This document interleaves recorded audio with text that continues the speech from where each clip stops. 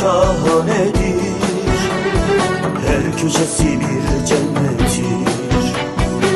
Yazı kışı sonbaharı bir başkadır memleketim. Sonbahar yaylasına, kar beyaz dağlarına, buz gibi sularına, hasretim hasret kaldım. Sonbahar yaylasına, kar beyaz dağlarına, buz gibi sularına, hasretim hasret kaldım. Buz gibi sularına, hasretim hasret kaldım.